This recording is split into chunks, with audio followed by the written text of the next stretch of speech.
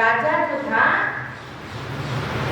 वो ध्यान में इतना लीन रहा कि उसे भान ना रहा कि अगस्त्य मुनि आए हैं, उठकर उन्हें प्रणाम करे, उन्हें आसन दे।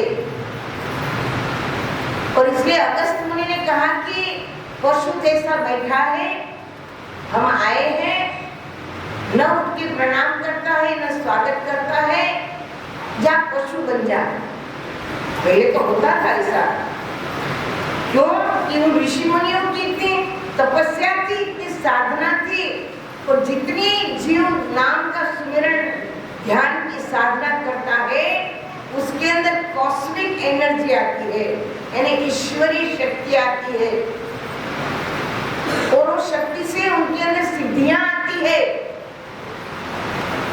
वाक सिद्धि, वाणी सिद्धि उनको होती है। तो वो श्राप राजा को लगा। जब श्राप राजा को लगा तो वे क्षमा मांगने लगे, प्रायश्चित करने लगे, नाना प्रकार से विनय अनुनय करके अगस्त ऋषि से क्षमा याचना करी। ऋषि मुनि जितने ऊपर से कठोर दिखते हैं, साधु संत सद्गुरु यानी जो ऊपर से जितने कठोर दिखते हैं नारियल के समान, उतने ही अंदर से कोमल होते गए। माखन को मक्खन को पिघलाने से पिघलता है, लेकिन महान शक्तियों का हृदय किसी की थोड़ी सी करुण बात सुन के भी वो पिघल जाते हैं। अगस्त मुनि पिघल गए, कहा कि राजन श्राप दिया है, मिथ्या नहीं जाएगा, लेकिन हाँ तुम्हें अंतिम मृत्यु के अंतिम समय में ईश्वर की याद रहेगी। और ये उसी का प्रभाव था कि गजेंद्र को मृत्यु के अंतिम समय में ईश्वर याद आए, भगवान को आर्तनाद से पुकारा कि दयालु नाम है तेरा, दया की हड़ताल ना करना। भगवान को आर्तनाद से पुकारा, भगवान आए और गजेंद्र का मोक्ष हुआ। इस तरह से गजेंद्र मोक्ष की कथा वहाँ सुनाई गई कि भाई गजेंद्र ने कैसी साधना करी थी तो श्राप भी वरदान सिद्ध हुआ। मैंने भागवत को, रामायण को करीब से पढ़ा है, समझने का प्रयास किया है, तो मैंने ये अनुभव किया है कि जिन जिन ऋषि मुनियों ने, सब भक्तों ने, असुरों ने पहले के समय में अधिक तपस्या ध्यान साधना करा, कई कारण से उन्हें श्राप भी मिला, लेकिन क्षमा याचना प्रायश्चित के पश्चात और श्राप का फल उन्हें वरदान सिद्ध हुआ। श्राप का फल वरदान सिद्ध हुआ। ऐसे कई लोगों का हमने जो है इसमें समझा है, जैसे गजेंद्र का ही हो गया, जैसे हिरण्यकशिपु का हुआ कि उन्होंने खूब ध्यान साधना करके ब्रह्मा जी को प्रसन्न किया तपस्या करके, और वरदान स्वरूप किसी से ना मरो, कहीं से ना मरो,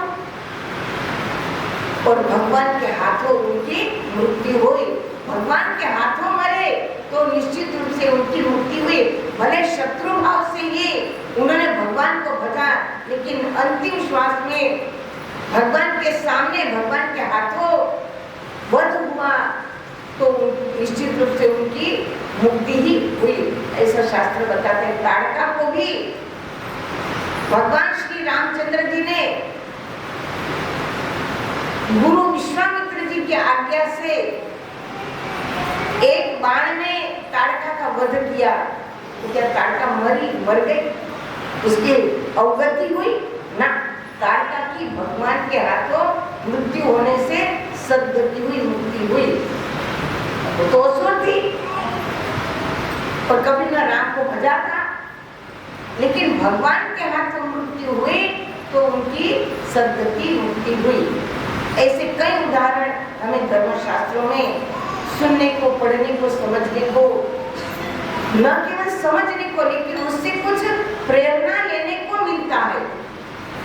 तो कई बातें हमें कई प्रकार की प्रेरणाएं देते हैं। तो कथा को न केवल फॉर्मेलिटी से सुने लेकिन इन शब्दों पर भी हम थोड़ा चिंतन मनन विचार करते रहे। तो इस तरह से गजेंद्र मोक्ष की कथा वहाँ सुखदेव जी ने राजा परीक्षित को समझाई है। आगे के प्रसंग में दक्ष प्रजापति उस समय नए नए सृष्टि का सर्जन हो रहा था, प्रजोत्पत्ति का कार्य हो रहा था। तो दक्ष प्रजापति ने 10,000 पुत्रों को उत्पन्न किया और उन सभी को कहा कि प्रजोत्पत्ति के कार्य में हमारा सहयोग करो। तो वे 10,000 पुत्र नारायण सरोवर में, जहाँ नारद जी का आश्रम था, वे वहीं रहते थे। जो कोई भी नारायण सरोवर में स्नान करने आते थे, नारद जी से मिलते थे, नारद जी उन्हें सत्संग सुनाते थे। तो इन 10,000 पुत्रों ने भी कहा कि पिताश्री, हम पहले नारायण सरोवर में स्नान करके आते थे, तत्पश्चात आपकी बातों पर विचार करेंगे। तो दक्ष प्रजापति के 10,000 पुत्र नारायण सरोवर में स्नान करने आए। नारद जी से मुलाकात हुई। नारद जी उनको सत्संग सुनाते हैं, समझाते हैं और ऐसे गूढ़ प्रश्न पूछे हैं कि उन 10,000 पुत्रों को वैराग हुआ और वे सन्यासी बन गए। तो ये गूढ़ प्रश्न क्या थे? तो पहला प्रश्न था कि ऐसा कौन सा देश है जहाँ एक ही पुरुष निवास करता है? कौन सा देश है? पूरा देश है ऐसा, एक ही पुरुष उसमें निवास करता है, रहता है। तो उन 10,000 पुत्रों ने सोचा भाई ऐसा क्या हो सकता है? बहुत सोचने पर समझ में आया कि देहरूपी देश में आत्मा रूपी पुरुष रहता है। देहरूपी देश में एक आत्मा सो परमात्मा रूपी पुरुष रहता है। संसार में परमपिता परमात्मा ही एक पुरुष है, बाकी सब नारी है। लिंग भेद है लेकिन सब नारी स्वरूप है। फिर दूसरा प्रश्न पूछा कि वो कौन सी गुफा है जहां जाने के बाद जीव वापिस नहीं लौटता है? कौन सी गुफा है ऐसी? बहुत सोचने पर समझ में आया। भगवान श्री कृष्ण ने श्रीमद् भागवत गीता जी में अर्जुन को समझाते हुए गुफा बताई कि न तद भाष्यते न सूर्यो न शशांको पावक यत् गत्वा न निवर्तन्ते तद्धाम परम मम। हे अर्जुन, जहाँ सूर्य, चंद्र, अग्नि, बिजली का प्रकाश नहीं है, जहाँ मेरा अपना स्वयं प्रकाश है, जीव मृत्यु के अंतिम श्वास में मेरे ज्योति प्रकाश का ध्यान करता हुआ, प्राणों के अंदर प्राण अपान में मेरे नाम का स्मरण करता हुआ स्थूल देह का त्याग करेगा, वो मेरे देश में, मेरे लोक में आएगा और उसका आवागमन समाप्त हो जाएगा। तो ये हृदय रूपी गुफा में ध्यान करने की वहां प्रेरणा दी गई। फिर प्रश्न पूछा कि वो कौन सी नदी है जो परस्पर विरुद्ध दिशा में बहती है? एक नदी इधर बहती है, एक नदी इधर बहती है। बहुत सोचने पर समझ में आया कि संसार रूपी नदी मानव को माया की ओर खींचती है, मन माया की ओर खींचता है और आत्मा परमात्मा की ओर खींचती है। जैसे भजन में बताया, सतगुरु काट जंजीर जीवड़ा दुखी हुआ, सतगुरु काट जंजीर जीवड़ा दुखी हुआ, एक हाथ माया ने पकड़ा, एक हाथ माया ने पकड़ा, एक हाथ सतगुरु ने पकड़ा, एक हाथ सतगुरु ने पकड़ा, नाचे अधम शरीर जीवना दुखी हुआ, नाचे अधम शरीर जीवना दुखी हुआ, सतगुरु काट जंजीर जीवना दुखी हुआ। तो क्या है? मन चाहे आराम, तन चाहे भगवान, दुविधा में दोनों गए, माया मिली ना राम। तो इस संसार की नदी है, जीव को माया की ओर खींचती है, और गुरु महाराज जी, साधु संत ऋषि मुनि जीव को ईश्वर की ओर खींचते हैं। तो ये परस्पर विरुद्ध दिशा में इस संसार की नदी बहती रहती है। और एक प्रश्न पूछा कि सबके सिर के ऊपर क्या मंडराता रहता है? क्या मंडराता है? मौत है ना? सबके सिर के ऊपर मौत मंडराती रहती है। पता नहीं कब श्वास, अभी एक श्वास लिया, दूसरा ले पाएंगे कि नहीं, इसकी कोई गारंटी नहीं है। इसलिए हमारे साधु संत बार बार सत्संग के माध्यम से चेताते हैं कि श्वास श्वास सुमिरन करो, वृथा श्वास मत खोए, न जाने इस श्वास का आवन होए ना होए। तो श्वासोश्वास में नाम का सुमिरन करो, श्वास में सुमिरन करने की आदत रहेगी, अंतिम श्वास में सुमिरन याद आएगा, और यही मुक्ति का साधन है।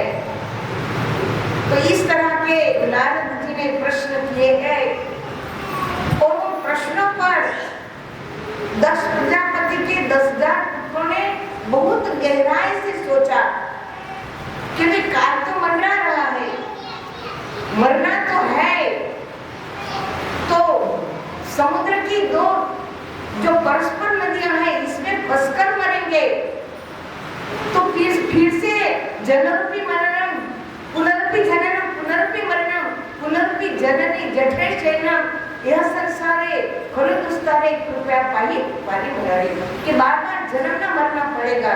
इससे अच्छा है कि वो गुफा में जाए जहां से बार बार लौटना नहीं पड़ता।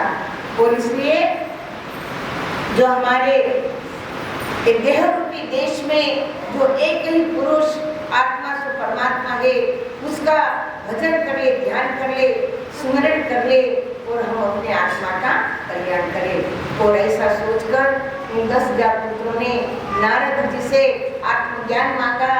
साधु संतों का काम ही यही है कि जीव को ईश्वर का परिचय कराए, और परिचय करा करके उनके मन को वैरागी बनाने के लिए सत्संग समझाते हैं, सुनाते नहीं। हम लोग यहाँ सुनाते नहीं है, यानी गुरु दरबार के जो भी मंच लगते हैं ये सुनाने के लिए नहीं लगते हैं, ये समझाने के लिए लगे मंच लगाए जाते हैं। महाराज जी का इतना बड़ा सद्भावना सम्मेलन का जो मंच लगता है वो केवल सुनाने के लिए नहीं होता है। वहां जाकर हम केवल सुने नहीं, लेकिन वहां गुरु महाराज जी के मुखारविंद से जो एक एक हीरे मोती रूपी ज्ञान के हीरे मोती शब्द निकलते हैं, उसके ऊपर हम गहराई से चिंतन मनन विचार करेंगे तो निश्चित रूप से हमें हमारे जीवन में फायदा होगा। भजन ध्यान करने की प्रेरणा मिलेगी, और भजन ध्यान भी हमारे कल्याण का साधन है। तो इस तरह से उन 10,000 पुत्रों ने नारद जी द्वारा उपदेश लिया और वे सन्यासी बन गए। तो दक्ष प्रजापति ने दूसरे 10,000 पुत्रों को जन्म दिया। उन पुत्रों ने भी कहा कि हम नारायण सरोवर में स्नान करके आते थे, और वहां फिर नारद जी मिले।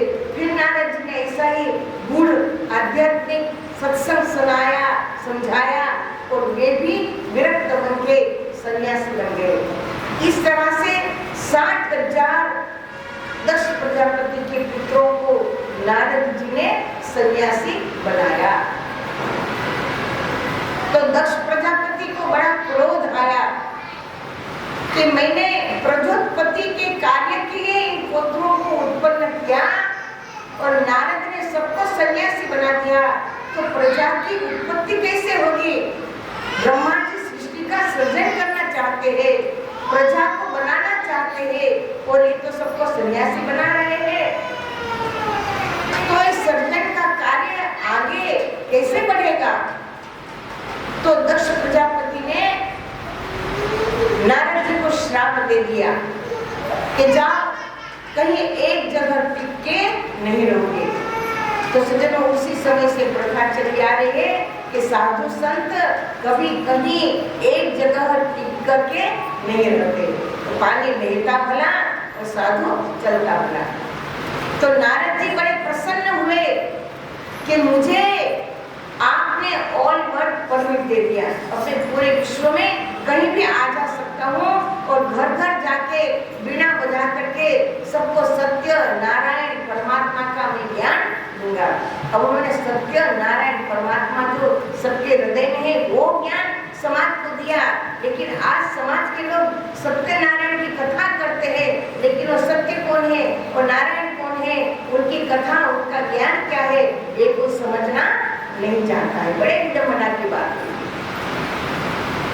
तो नारद जी गांव गांव घर घर जाके सबको ज्ञान उपदेश करने लगे और वर्ड परमिट मिल गया, श्राप को स्वीकार किया। और दक्ष प्रजापति ने उन 60,000 पुत्रों को भी श्राप दिया कि भले सन्यासी बने हो, कितनी कठोर तपस्याएं कर लो, लेकिन मुक्ति नहीं होगी। उन 60,000 पुत्रों की मुक्ति नहीं हुई। कब हुई? कि जब वे सगद राजा के यहाँ जन्म लिए और कपिल भगवान की प्रेरणा से, वो प्रसंग आएगा आगे, कपिल भगवान की प्रेरणा से जब स्वर्ग की धारा पृथ्वी पर आई, उनका गंगा जी का स्पर्श हुआ, तो उनकी मुक्ति हुई। अन्यथा वे बार बार जन्म लेते हैं और देवी देवताओं से, गुरुओं से प्रार्थना करते हैं कि हमें मोक्ष दो, हमें मुक्ति दो, हमें मुक्ति दो, हमें मुक्ति दो, लेकिन मुक्ति नहीं हुई। तो इस प्रकार 60,000 पुत्रों को सन्यासी बनाया, नारद जी को श्राप मिला। लेकिन साधु का मन बड़ा कोमल दयालु होता है।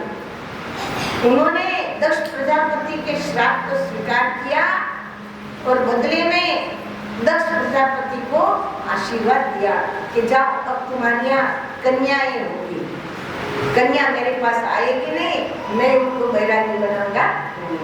और इस प्रकार दक्ष प्रजापति के यहाँ 60 कन्याएं हुई। उन 60 कन्याओं में से 27 कन्याएं चंद्र को ब्याही गई, 13 कन्या कश्यप ऋषि को ब्याही गई, सती शिव जी को ब्याही गई। और भी जो कन्याएं थी वो कई धर्म को, कहीं कई रुचि प्रजापति है और भी कई प्रजापतियों को ब्याही गई। तो जो 13 कन्याएं कश्यप ऋषि से विवाह हुआ, उसमें सबसे बड़ी दीति थी। दीति अपने पिता के समान थोड़ी क्रोधी जिद्दी थी और अदिति सात्विक भावना से पतिपरायण थी। तो अदिति के दीति के जितने पुत्र जन्मे वो सभी असुर प्रवृत्ति के जन्मे।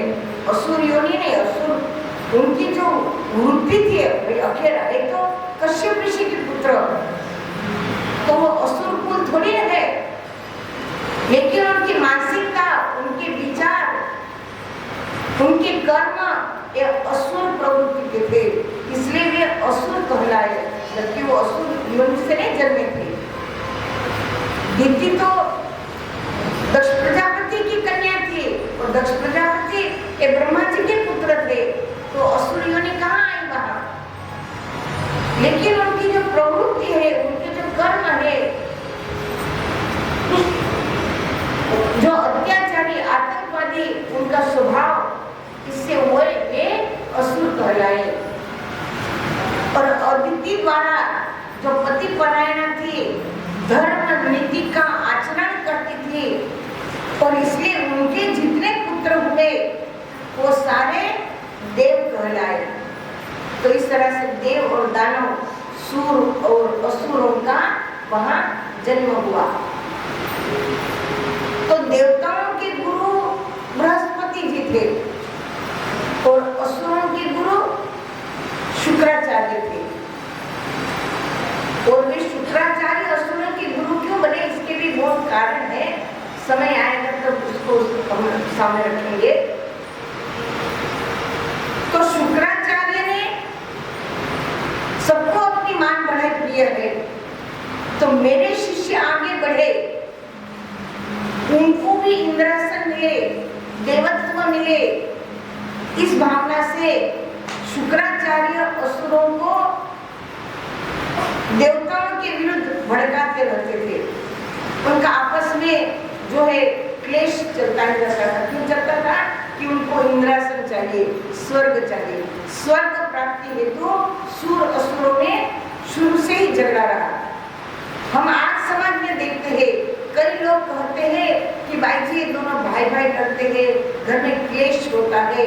मैंने कहा आज की नई बात नहीं है, ये तो सृष्टि के आरंभ से ही ये सारी बातें चली आ रही है। कौरव पांडव भाई भाई तो थे, तो ये भाई भाई का झगड़ा ये आज का नहीं है, ये तो युगान युगों से सृष्टि की रचना से ये सारी प्रवृत्तियां चली आ रही है। और सृष्टि की रचना भी कुछ ऐसी हुई है कि जड़ चेतन गुण दोषमय विश्व की न करता, संत हंस गुण कहे भय और परिहरिवारी विकार। सृष्टि की रचना में जड़ शरीर में चेतन आत्मा है, इसमें गुण है, दोष है, मान अपमान, सुख दुख, आना जाना, लेना देना, सुबह हुई तो शाम होगी, फूल है तो कांटे है, सुगंध है तो बदबू है, सब कुछ मिश्रित ये संसार बना है। लेकिन उसमें से संत हंस गुण जो हंस वृत्ति का है, जो संत वृत्ति का है, वो हंस के समान सार को ग्रहण करता है और असार को छोड़ देता है। सकल पदार्थ है जगमानी, संसार में हर प्रकार का हर चीज है, लेकिन इसमें से हमें, मुझे, मेरे लिए क्या कल्याणकारी है, मुझे क्या ग्रहण करना है, ये मुझे निश्चित करना है।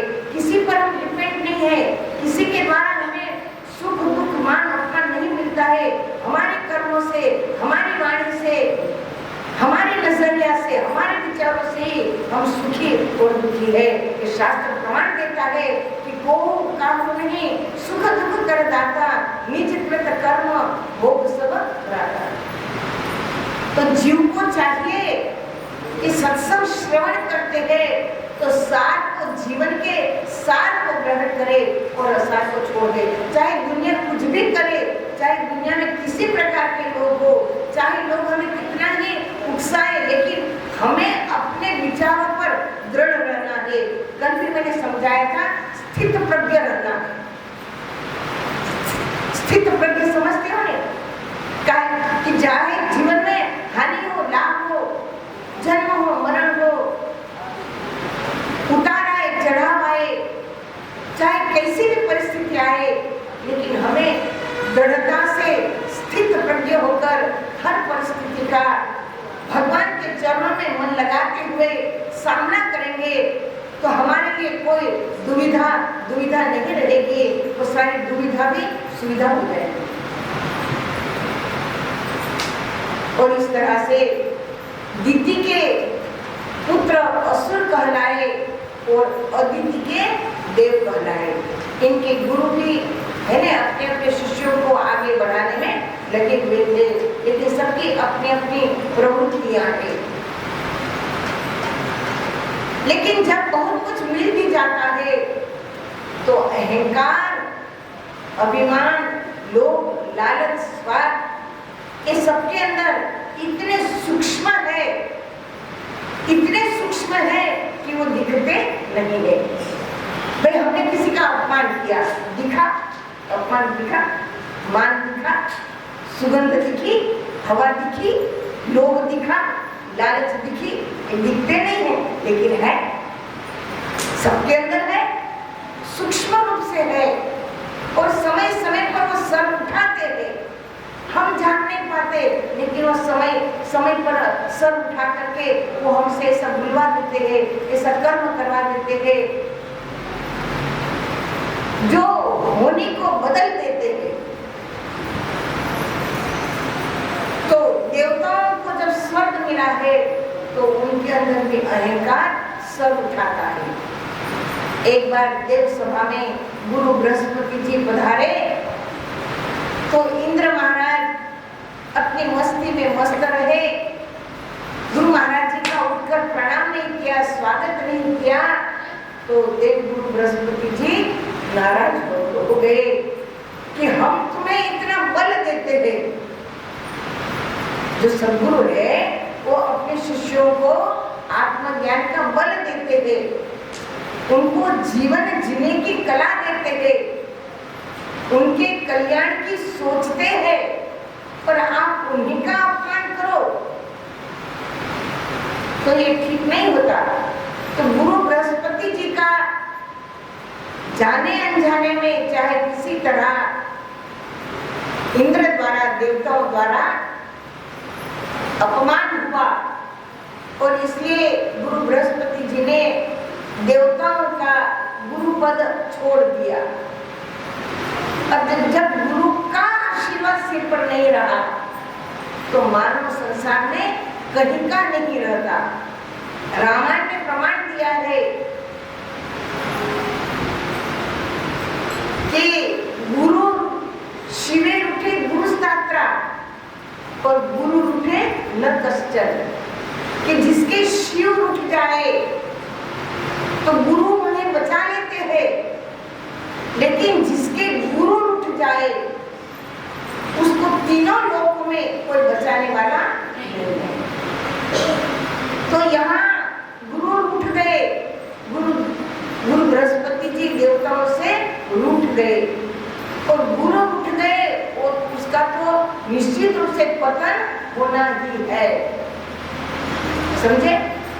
देखो हमें श्री गुरु महाराज जी ने बहुत कृपा करके, जहाँ हमारी कोई योग्यता नहीं है, हम आत्मज्ञान पाने के अधिकारी नहीं है, क्योंकि हम आत्मज्ञान पाकर उतनी पालना नहीं कर सकते।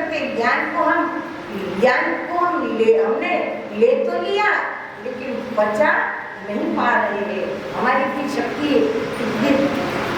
जो है ताकत नहीं है, फिर भी गुरु महाराज जी ने हमें इतना महान ब्रह्म तत्व का आत्मज्ञान दिया, काबिल बनाया।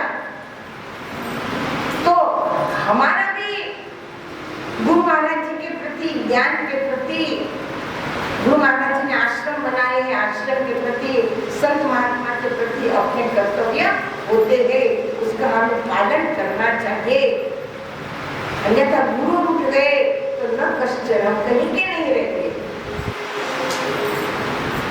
और उनकी कृपा दृष्टि हो गई तो आगे न्यारे हो जाएंगे।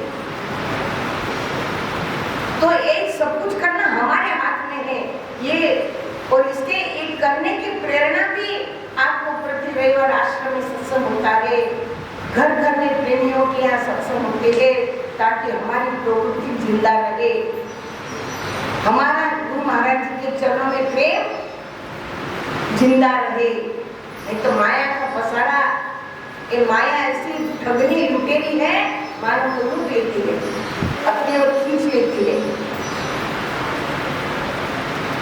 तो गुरु बृहस्पति जी रूठ गए और असुरों को ये मौका मिल गया और असुर उन्होंने स्वर्ग पर आक्रमण कर दिया। सुर असुरों में घमासान युद्ध हुआ और उस युद्ध में जो है देवता हार गए। अब देवता हार गए तो वे सारे देवता ब्रह्मा जी के पास गए। ब्रह्मा जी ने उनको डांट लगाई कि गुरु महाराज जी का सदा सम्मान करना चाहिए, प्रणाम करना चाहिए, उनकी आज्ञा में रहना चाहिए, पर आप लोग अपनी मस्ती में रहते हो, मस्ती में और आग लगे बस्ती में। तो अपनी मस्ती में रहते हो तो ये ठीक बात नहीं है, जाओ गुरु धारण करो, गुरु की कृपा दृष्टि रहेगी, इसी में आपका कल्याण है। ऐसा ब्रह्मा जी ने देवताओं को समझाया। तब देवता इंद्र महाराज पूछते हैं कि देवताओं के गुरु बनने लायक और ऐसा कौन व्यक्ति है जिन्हें हम गुरु बनाए? तो ब्रह्मा जी कहते हैं कि त्वष्टा ऋषि के पुत्र विश्वरूप, जैसा उनका नाम विश्वरूप है वैसी ही उनकी वृत्ति है, पूरे विश्व को विश्वरूप देखते थे। आप उन्हीं को गुरु बनाइए। और तब सारे देवी देवता त्वष्टा ऋषि के पुत्र विश्वरूप के पास जाते हैं, उन्हें नाना प्रकार से प्रणाम कर विनय अनुनय करके समर्पित भाव से गुरु बनने की मांग करते हैं। समर्पण हो गए। गुरु महाराज जी दयालु कृपालु, उन्होंने इनको ज्ञान दिया, पावर दिया, शक्तियां दी और फिर से देवता लोग सबल हो गए और देवताओं ने फिर स्वर्ग पर आक्रमण किया, असुरों को हराया और वहां से भगाया। फिर देवताओं को स्वर्ग का राज्य प्राप्त हुआ, इंद्रासन प्राप्त हुआ। लेकिन विश्वरूप जो थे वे जब यज्ञ करते हैं तो यज्ञ का भाग देवताओं को देते हैं तो असुरों को भी देते हैं। तो यज्ञ का भाग एक बहुत बड़ी चीज होती है।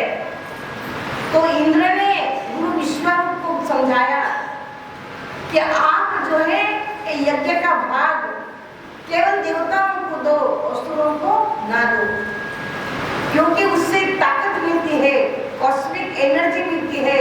तो सारी एनर्जी हमें दे दो, असुरों को ना दो। लेकिन विश्वरूप जिनका स्वभाव समभाव है, समदृष्टि है, तो उन्होंने इंद्र की बात को नहीं माना और यज्ञ का भाग सुर असुर दोनों को देने लगे। इंद्र को क्रोध आया और उन्होंने गुरु विश्वरूप उनकी हत्या कर दी, उनका सर काट दिया। अब गुरु का सर काटा, गुरु ब्राह्मण रूप है, ब्रह्म स्वरूप है, तो इंद्र को ब्रह्म हत्या का दोष लगा और वे प्रायश्चित रूप कमल तंतु में जाके ध्यान करने लगे। और इधर त्वष्टा ऋषि को भी इतना क्रोध आया कि पहले गुरु बृहस्पति जी का अपमान किया, फिर विश्वरूप गुरु को मार डाला। ऐसा इंद्र, ऐसे देवता, इनको तो खत्म ही कर देना चाहिए। और इस भावना से त्वष्टा ऋषि ने एक ऐसा यज्ञ किया कि उस यज्ञ से एक ऐसा पुत्र जन्मे जो इंद्र को मारने वाला हो। शब्द पर ध्यान देना, ऐसा पुत्र जन्मे जो इंद्र को मारने वाला हो, इंद्र को मारने वाला हो। और इस भावना से उन्होंने यज्ञ में आहुतियां दी कि यज्ञ को मारने वाला पुत्र उत्पन्न हो स्वाहा, इंद्र को मारने वाला पुत्र उत्पन्न हो स्वाहा। लेकिन वो ज्यादा ही संतप्त मन था, मन हड़बड़ाया हुआ था, तो थोड़ा सा श्लोकों को बोलने के उच्चारण में फर्क हो गया। समझे? जो श्लोक मंत्र बोल रहे थे उसके बोलने के उच्चारण में फर्क हो गया, तो अर्थ ये हो गया कि इंद्र के हाथों मरने वाला पुत्र उत्पन्न हो। समझ में आया? थोड़ा सा उच्चारण में फर्क हो गया, तो उसका अर्थ ये हो गया कि इंद्र के हाथों मरने वाला पुत्र उत्पन्न हो। बोलना था इंद्र को मारने वाला पुत्र उत्पन्न हो। और इसलिए समझो सज्जनों, यहाँ बहुत समझने वाली बात है कि कई लोग बहुत श्लोकों का, मंत्रों का, वेद पठन पाठन का उच्चारण करते हैं, लेकिन उसमें जरा भी उच्चारण में फर्क हो गया तो उसका परिणाम अलग हो जाता है। और इसलिए सबसे श्रेष्ठ, सबसे उत्तम नाम का सुमिरन है, या कुछ बोलने का सवाल ही नहीं है। इस बात को आप गहराई से समझे, है ना? जैसे एक बात बताई कि एक सेठ जी की पत्नी की मृत्यु हो गई, मतलब वो बीमार पड़ गई, इतनी बीमार पड़ी कि वो मरेगी। तो उन्होंने किसी से बात करी, तो किसी ने कहा कि आप मां मृत्युंजय का यज्ञ करो, तुम्हारी पत्नी बच जाएगी। तो उन्होंने यज्ञ किया और उसका जो श्लोक था मैं भूल गई हूँ कि वो पत्नी बच जाए स्वाहा, ऐसा था, लेकिन वो उच्चारण में फर्क हो गया तो उनकी पत्नी मर गई। तो कहा कि ऐसा क्यों हुआ? कि पूछा कि आपने क्या उच्चारण किया था? तो जो उच्चारण उन्होंने बताया मुझे याद नहीं आ रहा, तो पत्नी का हनन हो गया, वो मर गई। तो उच्चारण में, श्लोकों के, मंत्रों के उच्चारण में अस्पष्ट उच्चारण भी हो गया, उसका अर्थ बदल जाता है और परिणाम भी वैसा मिलता है। और इसलिए सबसे श्रेष्ठ, सबसे उत्तम आत्म कल्याणकारी कलयुग केवल नाम आधारा और सुमर सुमर करे द्वारा। और कलयुग ने तो ये कह दिया कि भाव भाव अनंत आलस हो और नाम जपत मंगल से दस हो। और कितना सहज हमारे ज्ञानियों ने कहा कि उठत बैठत सोवत जागत नाम कहे नानक सिद्ध भय के राम। तो संसार में सारे काम करो, कर्म से, कर से कर्म करो विधि नाना, मन रखो जहाँ कृपा निधाना। शरीर की इंद्रियों से सारे गृहस्थ के काम करो, केवल मन को श्वास में जोड़ दो। कितना सहज सरल है, कुछ बोलने की, कुछ माला घुमाने की, कुछ टीला टपका करने की, कोई दीपक जलाने की कोई आवश्यकता नहीं है। कितना सहज ज्ञान है, सरल ज्ञान है, सबके लिए सुलभ है। सदैव सुलभ सबदिन सबदेशा और सेवक साधन समन कलेशा। सारे क्लेशों को दूर करने वाला ये सहज परमात्मा का नाम है। लेकिन बड़ी विडंबना है, प्रेमियों ने जानते हुए भी जो सही है, असली है, प्रकट है, उसको छोड़कर जो पुराना कर्म कांड, घर में मूर्तियां रखी, फोटो रखी है, वो पूजा पाठ छूटता नहीं है। अरे आदमी को जब असली मिल जाए, भाई नकली चेन पहन रहे हो गले में और असली चैन मिल जाए तो आदमी नकली को निकाल देता नहीं।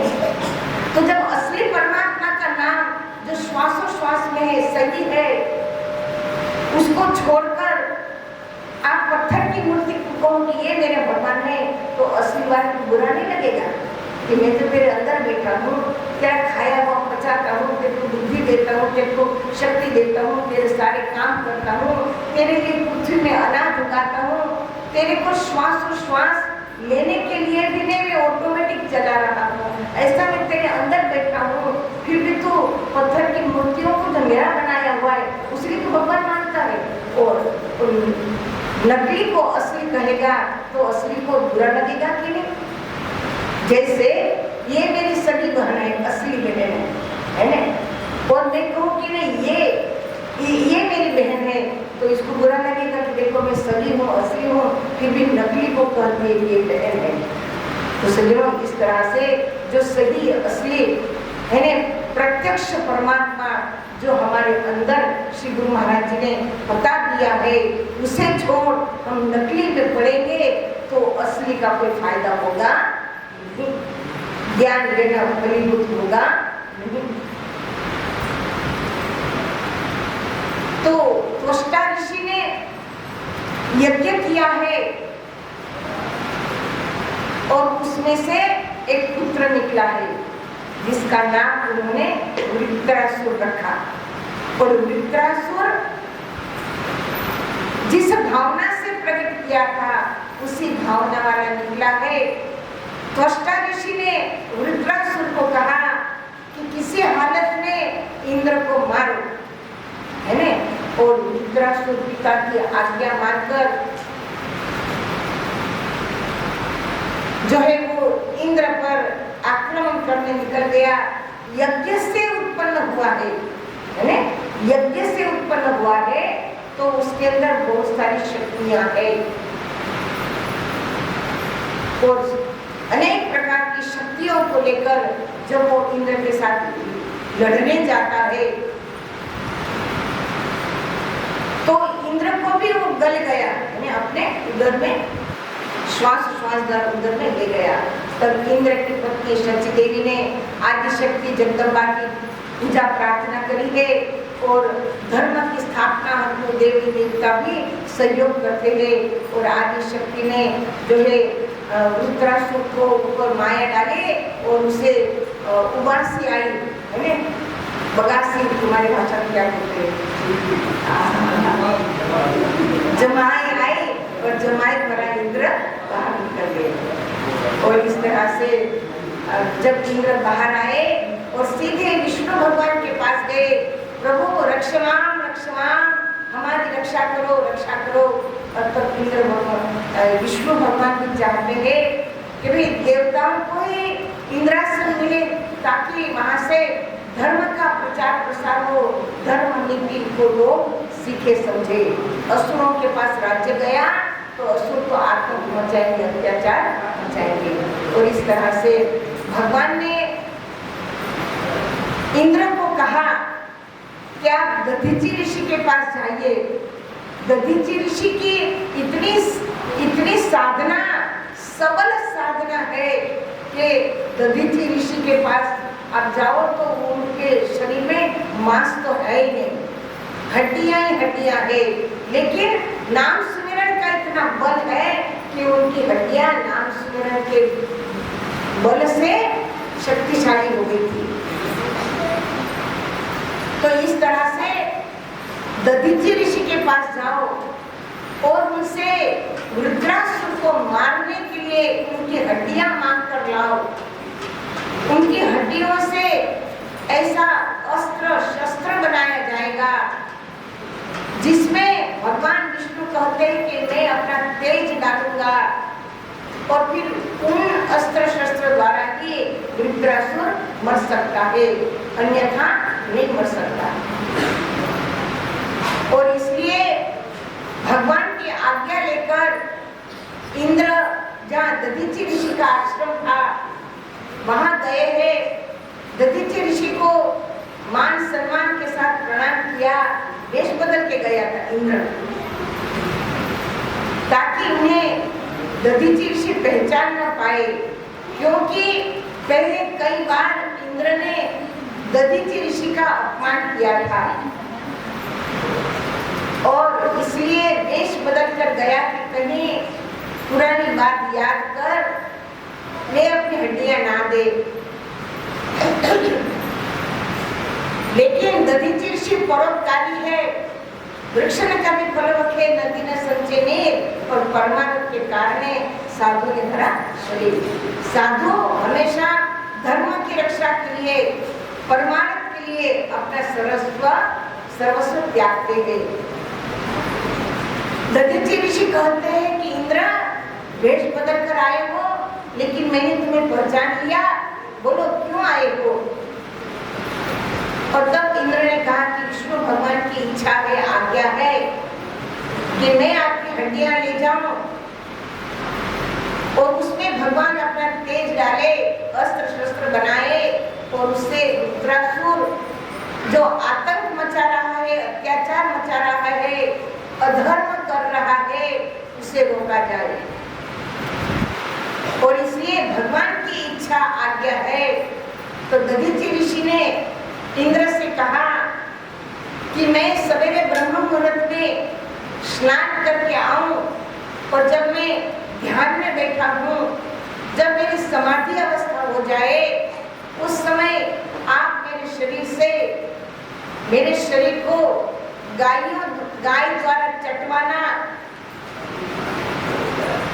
गौमूत्र द्वारा स्नान कराना और फिर मेरी हड्डियां निकाल के ले जाना।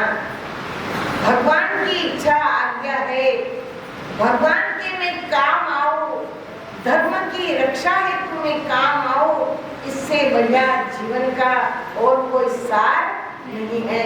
और दधीचि ऋषि जो है समाधिस्थ हुए। इंद्र ने दधीचि ऋषि के शरीर को गायों द्वारा चटवाया, गौमूत्र से स्नान कराया और उनके शरीर से हड्डियां निकाल ली। भगवान विष्णु के पास ले गए।